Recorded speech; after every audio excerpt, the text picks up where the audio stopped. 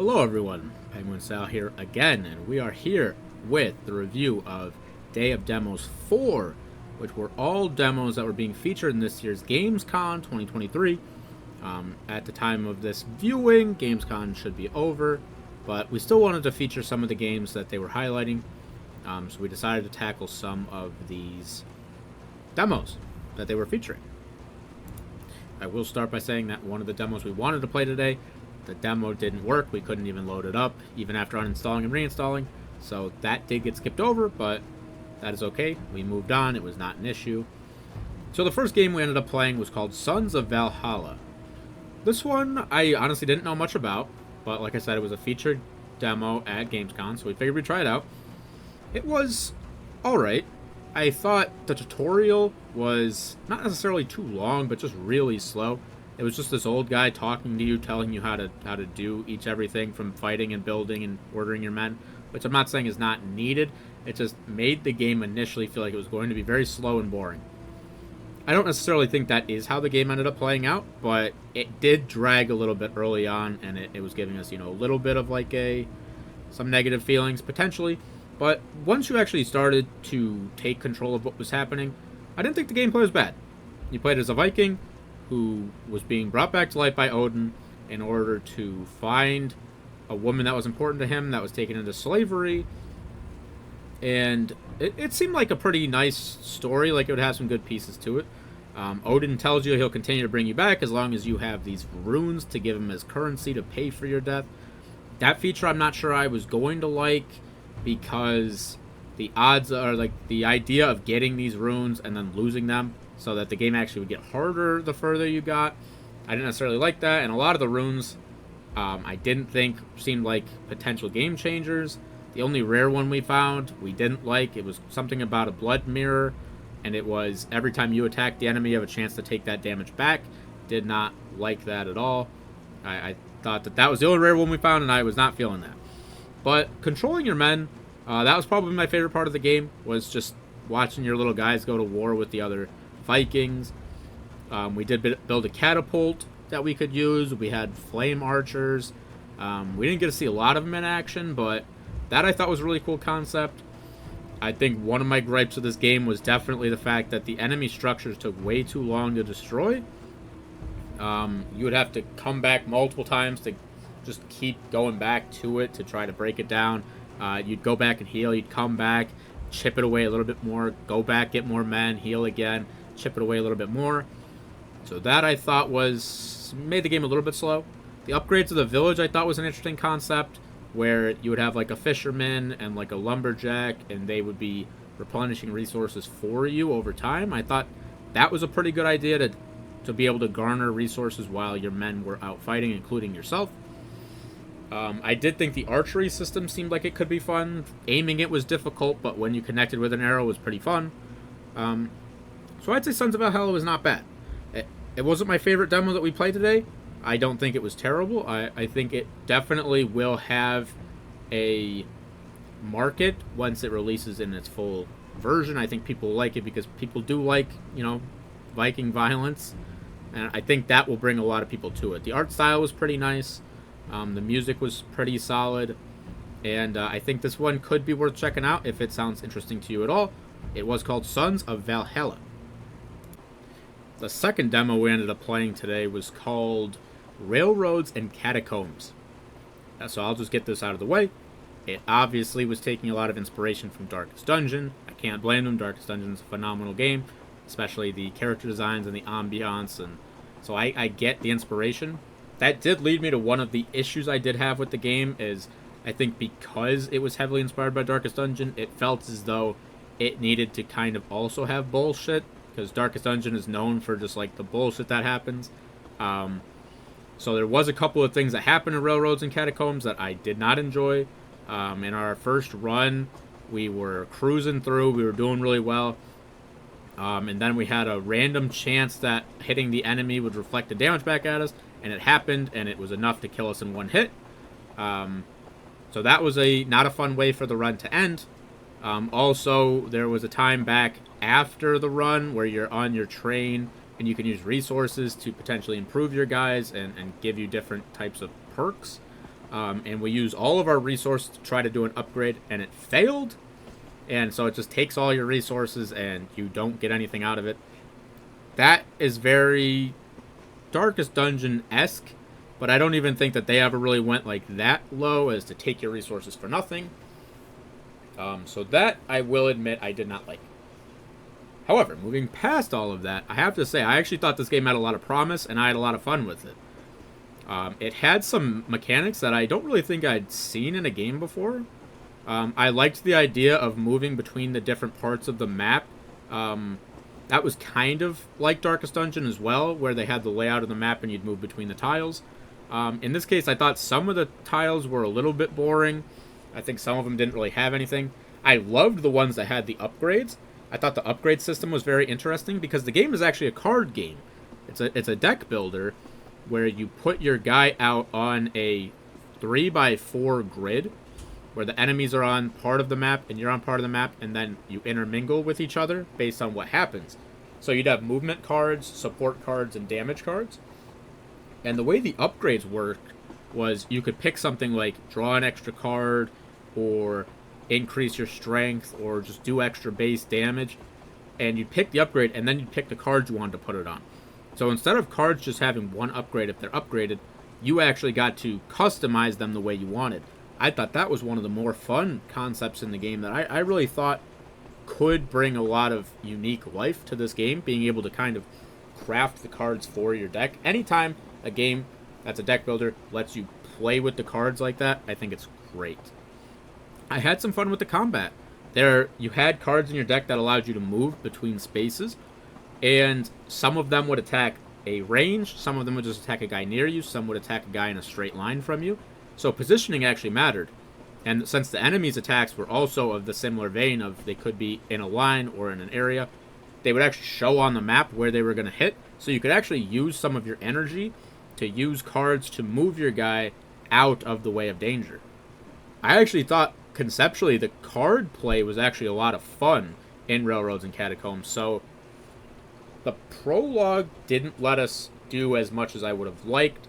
We had an opportunity to add a new character, but they said the character wasn't available in the demo, so we had to move on from that. If we could have played that character, we probably would have played another run. But Railroads and Catacombs, I'm actually going to keep an eye on. I think the gameplay was fun enough to carry it through some of the stuff that may be kind of nonsense. Hopefully, as the full game comes out, it becomes less nonsense and more fun combat. Since it is Darkest Dungeon inspired, I'm sure they won't shy away from bullshit. But I would check out Railroads and Catacombs if you like what appear to be more difficult deck builder types. The third demo we ended up playing was A Space for the Unbound. Now this one you may have heard of. I had actually heard of this one well before I downloaded the demo, because I believe they showcased it at one of Nintendo's Indie Worlds within the last year. And the prologue on Steam had overwhelmingly positive reviews. So this game does have some hype for it, some acclaim going into it. So this one I was expecting a lot out of, and I have to say it did not disappoint. Automatically it felt to me like we were inside an anime movie, which, like I said, in my opinion is only ever a good thing. I'm a big anime fan. I think a lot of anime movies are great, and A Space from the Unbound seemed like it was right out of an anime movie. So I won't give away anything, especially if you want to play the demo, because it had some interesting twists and things to it. But essentially you play as Atma, who in the demo is trying to help his friend finish a creative writing idea that she has. She wants to finally be able to finish a story. Some of the things that happen are a bit interesting to him and them as they try to do this. There's an interesting mechanic about being able to go inside of people's hearts to help them overcome their fears and trepidations. And I think that it hooked me in with the demo. I had a feeling it was going to end where it did, and it ended up doing that. And I was like, it's such a cliffhanger. I'm very excited to see where this one goes. It's one that I'll definitely be following. Like I said, I can't give away too much of this one, especially if you haven't played the demo. It's one you're going to want to experience for yourself if you like these heartfelt narrative types. It also seemed like there was going to be some fun mechanics with having to talk to the people around the town, and exchange items with them in order to progress in certain ways in the story. I had a lot of fun with that as well.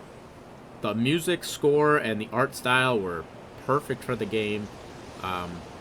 I think this one is going to be a huge hit whenever it finally gets a full release. But like I said, a Space for the Unbound is one I'm going to be keeping an eye on. If you've checked this one out, let me know in the comments what you think without giving away too much of it. But I think this one has a chance to be a very, very strong game, and I'm excited to see where they go with this. The fourth demo we ended up playing in our Day of Demos 4 showcase was called I Need Space. This one I did not know anything about, but I was immediately drawn in by the cute art style that they had. You play as this little astronaut guy who's on his own planet, and essentially the game is you fly around in your pod and fly around all these undiscovered planets and meet the cast of characters on them and complete challenges for them, and essentially it's a game about exploration.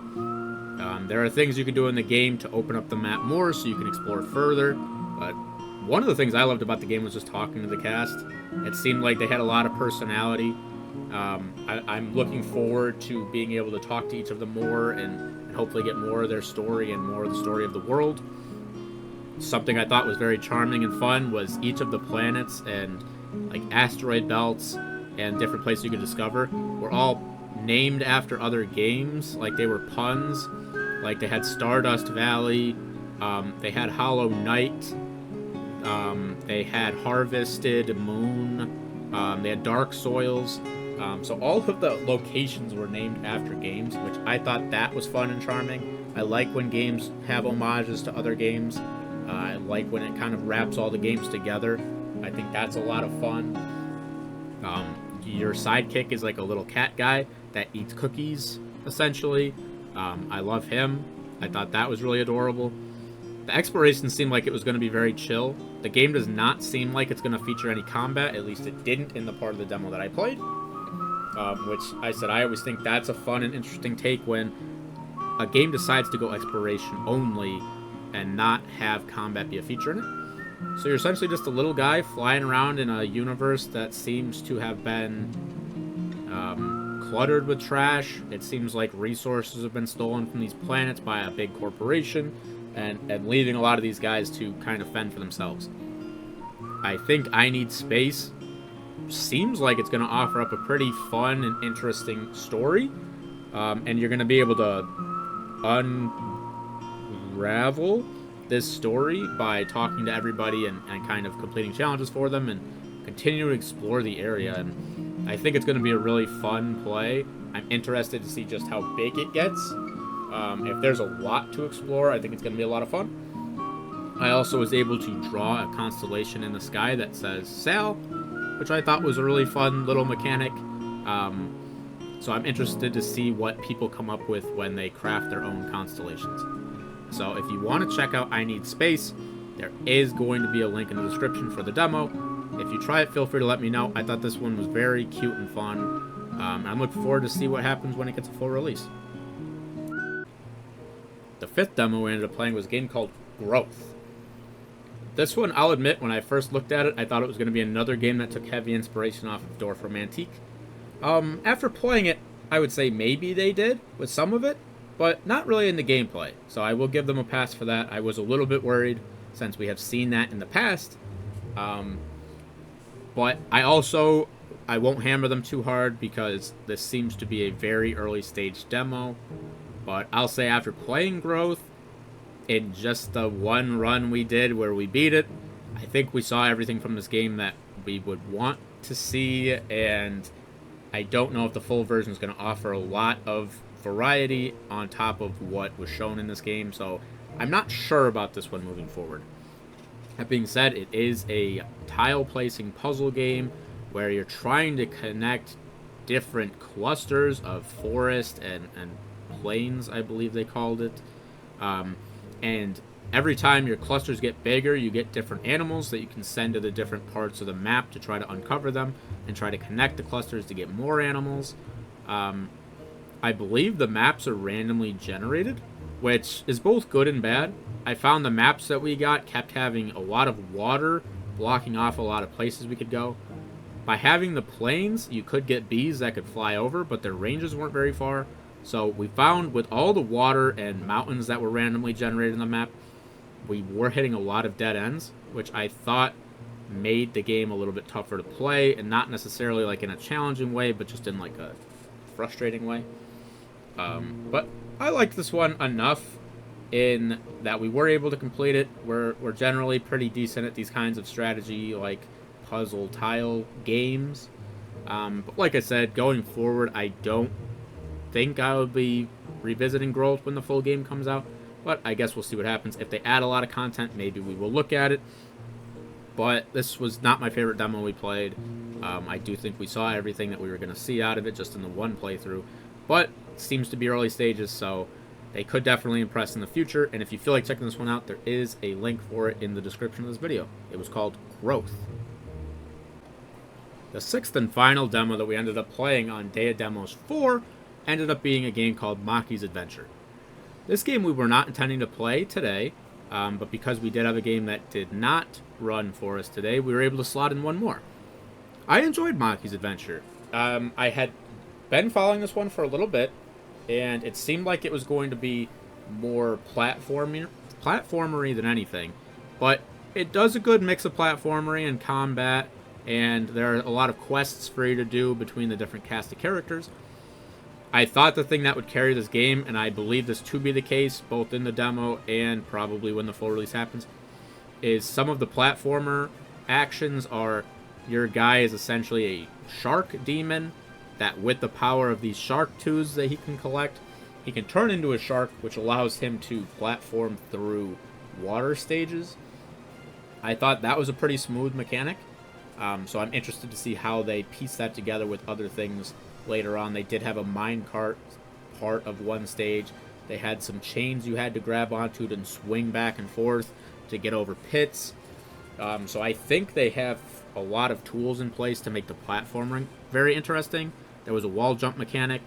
The combat I enjoyed enough. We fought 3 bosses in the demo and beat them all first try. The only real issue I had was in the 3rd boss we fought.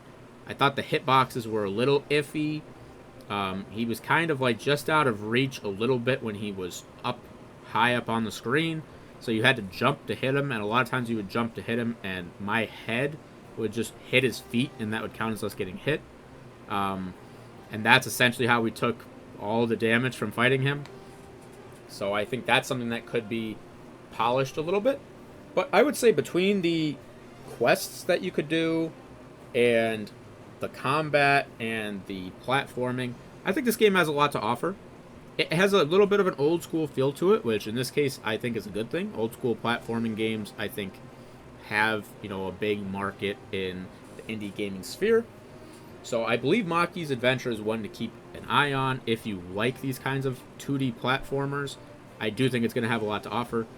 There was also a dart throwing mini game, which I definitely spent a little time playing that. I thought that was a lot of fun.